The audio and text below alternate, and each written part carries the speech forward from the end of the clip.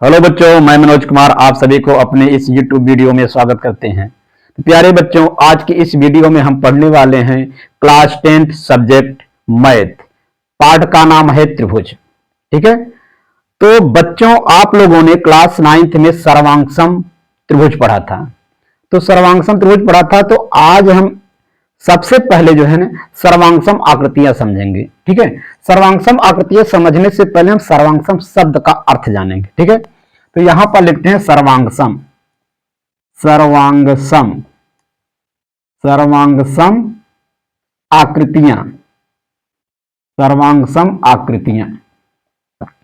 इसकी परिभाषा हो जाएगी वे सभी आकृतियां, वे सभी आकृतियां, वे सभी आकृतियां जिनके जिनके आकार तथा आयाम, आकार तथा आयाम समान हो, समान हो, सर्वांगसम आकृतियां कहलाती हैं। सर्वांगसम आकृतियां कहलाती हैं। सर्वांगसम आकृतियां कहलाती हैं। ठीक है। अब हमें ऐसी आकृतियां ढूंढनी है जिनके जो है ना आकार और आयाम समान हो, आकार और आयाम समान है। तो यहां पर हम लेते हैं वृत्त, एग्जाम्पल के रूप में हम लेते हैं वृत्त। देखिए, ये आपका एक वृत्त है। ठीक है। और ये आपका दूसरा वृत्त है। ठीक है। तो यहां पर परिभाषा में आपको बताया जा रहा है कि आकार और आयाम। तो सबसे पहले आकार, आकार को अंग्रेजी में क्या कहते हैं? आयाम को अंग्रेजी में। आकार को हम लोग शेप कहते हैं, आकार को हम लोग साइज कहते हैं।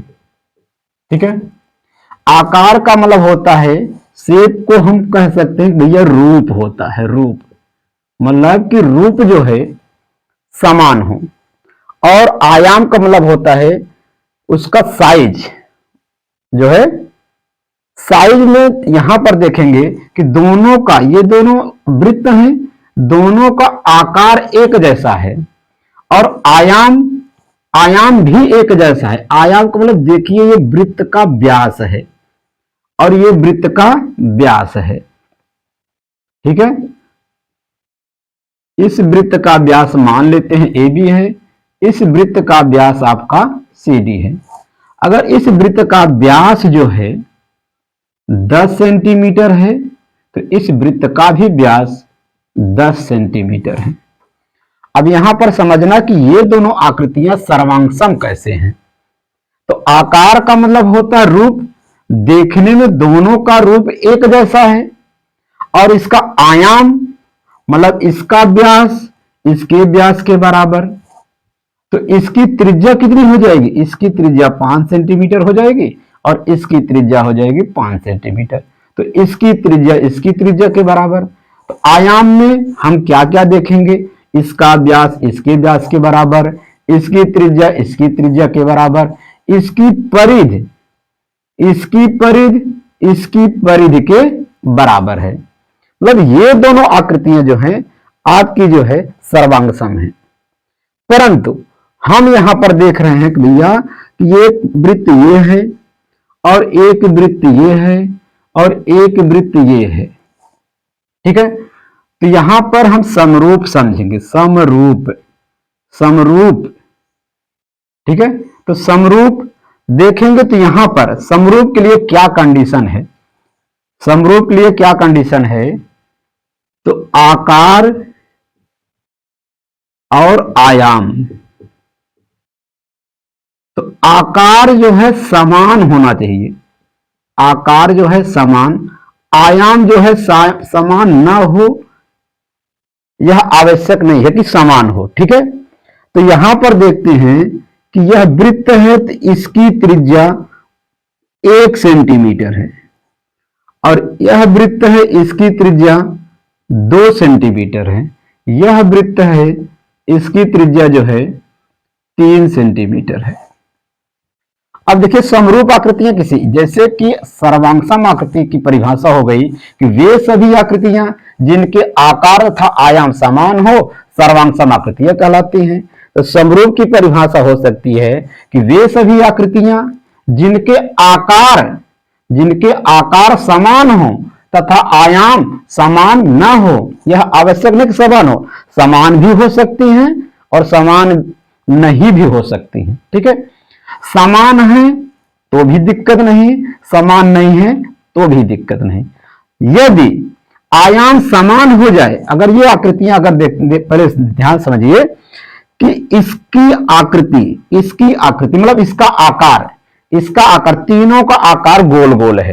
ठीक है, तो गोल गोल है तो तीनों का आकार समान है, परंतु तो यहां पर इनके आयाम, कहने का मतलब इनका माप, आयाम का मतलब होता है माप।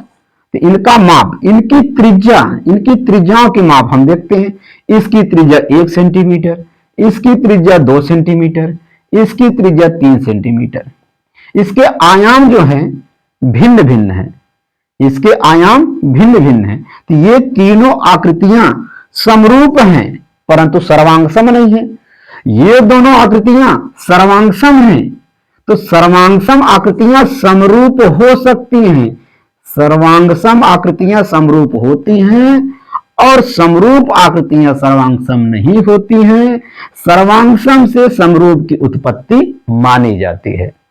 ठीक है, आइए हम आपको एग्जाम्पल देते हैं चूड़ी का। तो यहां पर देखिए हमारे पास 2 बैंगल हैं।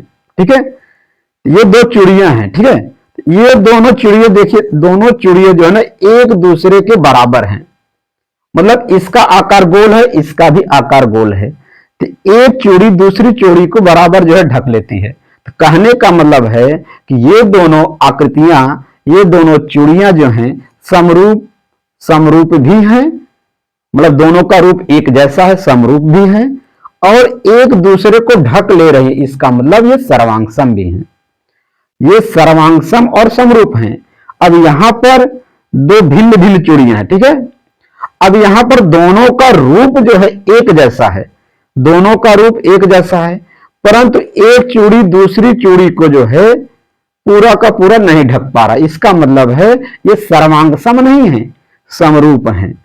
ठीक है, तो सर्वांगसम समरूप में यही अंतर है कि सर्वांगसम में सभी अंग समान होंगे, मतलब आयाम उनके बराबर होंगे और आकार भी बराबर होंगे। ठीक है, परंतु समरूप आकृतियों में इसमें जो है आपका आकार समान होना चाहिए, आयाम जो है बराबर भी हो सकता है और बराबर नहीं भी हो सकता है। ठीक है, तो यदि आप सभी को हमारा ये वीडियो पसंद आया हो तो वीडियो को लाइक, शेयर और सब्सक्राइब करना ना भूलें। धन्यवाद।